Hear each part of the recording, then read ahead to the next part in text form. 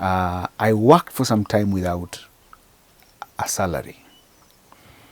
And this is where the rubber meets the road to most of the Gen Zs today, because you clear school and you want your income immediately because you have a degree, because you have a diploma. You feel like, yes, you can do it. I've learned the art of serving without a salary, volunteering. I've learned that art and I appreciate that because kwa Kiswahili tunasema imenipa makali, you know, it gave me an opportunity to be exposed, to practice, to exercise, to thrive, you know, and have my roots go down. And now I can see those pivoting moments that led you here. So Radio Nyumbani is an expression. It wasn't like a voice that the same voice that was asking you to move wasn't the same voice that. No, I didn't hear that, and I've come to appreciate that. God also chooses how to take you to the next level. It is not cast on stone that again this time round a voice had to come. Take for instance Joseph in the scriptures. This guy knew that he would be great at some point and the brothers would bow before him. But he did not know that he had to be betrayed by the brothers, kicked out, sold to Egyptians, go to prison. God was not telling him, you're going to go to prison. No. You're going to be sold out by your brothers. No. But gradually God moved him from one level to another. So I came to appreciate that, yes, at that particular time, there's a voice that kept telling me, move, move, move. But this time round, he just moved me. Yeah. He just moved me. He caused things to happen. Yeah. That's the way he did for Joseph. And he just moved me from one place to another place. It is a very humbling position to be, because you realize that you are in this one very strong brand, renowned brand, but now you need to birth something. And by the way, I really admired mentoring people. Even at Hope, the people that came that I've been mentoring. No, you don't need to have a position to mentor people, to equip people, to raise people. You know, you really don't need to have a position. But just by you being there and doing what you do, and people are attracted by what you do, and they come close to you, you realize that I also need to inject, you know, to them some deposits that will help them in life, in their career. So that is something that I've come to appreciate, that even having left and starting my own, I know it is also a platform to equip many people, because there are so many people who go to study mass communication, but no one prepares you to do ministry through radio. There's no school for that, which is why I started Radio Nyumbani, knowing that through this I'll be able to mentor people to do ministry, to train people to do ministry. So Radio Nyumbani, in fact, is not for Amani Aila. Radio Nyumbani will grow to equip people to minister through media. Pastors go to theology schools. Radio presenters go to mass media, mass communication. But now a Christian presenter is special because you are a minister, but you're also a presenter. The art of combining the two is not obvious. And so many people do not know that. They are not equipped to be able to do that. You can be equipped to be a TV personality, but not necessarily equipped to be a TV minister. And TV media ministry is not necessarily for pastors. Sometimes pastors really want to battle it out with some of us. But you have your place. And this is to pastors. You have your place that the Lord has planted you there. Yeah. Prosper in it. Thrive in it. For media, this is a very special platform that requires the skill, the talent, and the gospel itself. So this is a special place that people need training in, and that is why Radio Nyumbani is there. At the moment, I'm the one ministering. I'm the one. I'm the head of radio here, the head of program. I'm the technical manager. I'm the T-boy there. I'm the receptionist. But with time, Yeah. I believe that it will grow, and it will help many people grow in radio ministry. Yeah, sure. It's a privilege because when God asked me about 2 years ago, he just said a film, was it a film company? It was a movie company, something around that. It was just a short statement. And I was like, yeah, that's good. I've always wanted to be in media. But then there is the voice, I've had it, and then actualizing that. Yes. And realizing, there are cracks here, and I'm not doing so well. And maybe I need to go to school, but then it's not working out. I'm not getting as much, what is it called, traction in the platform, online platform. I was like, is God really in this? But then this year came to a point where it became obvious. This is what you were supposed to do, that you neglected. And so when you talk of Radio Nyumbani being an inspiration to those who are supposed to minister through media, that hits deep. Okay. Yeah. And it's an honor actually that, that I get to talk to you as the first guest in this. Yeah. So how has it been? Because I think we can see the presenter and there is like a glamorization of this, what looks like a raw skill, but there is a day-to-day, like you said, you're the head of radio, the technician, the T-boy, the receptionist. Like there is so much, and you actually need to study like the word for yourself, and also before you minister to other people. There is so much behind the scenes that is not visible to people when you're presenting. How has it been like the journey of obeying God, being on the radio platform, both traditional and now? Wow. I think our God is a God of seasons. And sometimes God gives you a challenge because, He has equipped you enough. Sometimes to be able to move forward, looking back is helpful. And by looking back, you're seeing how faithful God has been.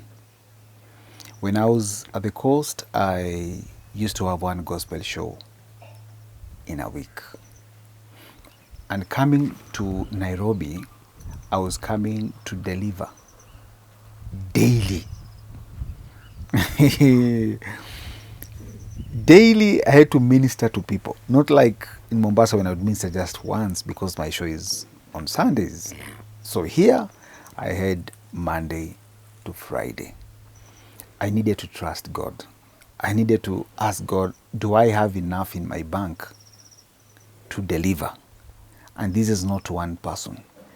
I am ministering not to unbelievers only, to the believers, to the pastors, to the bishops. They do tune in, they listen, they also get encouraged, they also tap from what the Lord has given to us. And so Monday to Friday is such a heavy responsibility, and many pastors should be supporting Christian presenters because it's like we are your, how will I put this so that it doesn't come out vibaya? we retain your members during the week. We minister to your members from Monday to Friday. You know, you've ministered to all of us on Sunday, but we do not encourage the believers to be tuning in to secular, you know, stations. So we are there to keep them glued to the cross between Monday and Friday or Saturday, and then Sunday we bring them to you, and then you minister. That is a very special responsibility that the ministers need to appreciate. The pastors, the churches need to appreciate the work of the Christian presenters. Sometimes they have to do counseling, they have to advise, they have to pray for people, they have to lead people to Christ, they have to be there for their audience. Maybe they're going through hard times, they also have to visit them at home. Sometimes, I remember when I was doing my show, people would, get to my inbox and say, Amani, I'm going to sleep hungry, I don't have something to eat. Not that I'm being paid a lot of money as a radio presenter. In fact, some of the people who are paid the worst in media are Christian presenters. I'll tell you that for free. But people will come in and flood into your inbox and say, Amani, we are sleeping hungry. I have my child who is unwell. I have all that. So apart from praying, if you can do something monetary, you also do something monetary. So it really takes the grace of God to be able to deliver Monday to Friday and ministering. I don't know whether I'm answering your question, right? But yes, it has taken the grace of God to be able to minister. But one thing for sure I can call for is the right appreciation of Christian presenters. Some of us, you see, we have very big names out there. But if we are put on the same table with our counterparts who are in secular world, the secular really appreciates their stuff quite well. And sometimes I feel like there's a competition between the pastors and the Christian presenters. There shouldn't be any kind of competition. We are complementing each other. We need you, you need us. It will be very unfortunate for you to preach powerful sermons on Sundays, and through the week your members are exposed to worldly stuff. Then they come back on Sunday, you start all over to recharge them again. Man, we are complementing each other. True. Yeah. So, as a now radio presenter for Radio Nyumbani, what's your day-to-day like, and how do you know that this day has been successful for you? I must first confess that I've been humbled because I used to speak to millions of people, not only in Kenya, but of course globally. And now to start my own is not the same as how I used to. But there is one thing the Lord encouraged me with. Jesus Christ concentrated on the disciples more. He ministered to people out there, but he was very specific with the ones that he was raising, the disciples. Of course, I have quite a big number than the disciples that Jesus Christ had. And this is not a comparison on superiority, my friend. I bow down before my God, the Lord Jesus Christ. It is him who gives us this audience. But I'm just saying this so that I don't get discouraged, to say, in hope I would get 1,000 SMSs or 500 SMSs or 200, and here I'm just getting 50 or 60 or 20, What the Lord ministers, or rather tells me, is it's about impact. Sometimes you might be chosen to equip one so that one gets to 1 million. And mwingine atafikia milioni, you just get to 1. But that one that you minister to now gets to 1 million. It's still part of your ministry. So that is what keeps me going. Now, I've not gotten to a point whereby I attract advertisers yet, but they are coming. At the moment, I'm dealing with well wishers. There are people who said, Amani, we are with you. And every month they would send something. These are the well wishers. They'll support, paying the license, to just day to day, to keep the station going. There are people who contribute. It is not as much as I would want to, especially now that where I am. And of course, being a family man, I have kids, so the salary that has been cut out. It is not easy. It is a season whereby God is really working on me. That's why I can't employ someone right now. Yeah. But if they, Christians, drunkards will support each other more, man. In ministry, seriously, they'll support their own more, the worldly people. But to take the gospel to the world, Yeah. it's a tall order. Yeah. But God is faithful. To those that God gives them a burden, they have responded. And I really want to thank each one of you that has been supporting me and my ministry. Yeah. Yeah. What about a day in the life of a radio presenter at Radio Nyumbani? Now, there's something beautiful about this. Mm-hmm. First and foremost, I have my family with me throughout. Yeah. So I have time to drop my kids to school. I have time to pick them from school. I have time to receive them when they come from school. I have a lot of time with my wife. Now, this is something that many people would want to have. Yeah. This is good. And kids grow. As they grow, you're part of that memory that you're creating, not an absentee dad, That is something that many people would want to have. So me, I want to thank God for that, because I have enough time with these kids. I have enough time to mentor them. I have enough time to support my wife here. I have all that. So that is one thing I really want to appreciate. So when I wake up, I can have time to exercise. I have time to do the devotion. I have time to program the show. I have time to let me just say, prepare for the show. I really have time, because my show starts at 1. I had the opportunity to do it early in the morning, because it is assumed that many big shows are done in the morning hours. And I know that when I do a show in the morning, I will really attract very big crowd, I know.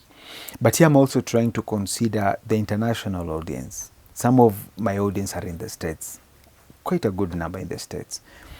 So for me, during the afternoon, it becomes easier to be able to minister to the Americans, Kenyans who are in the States.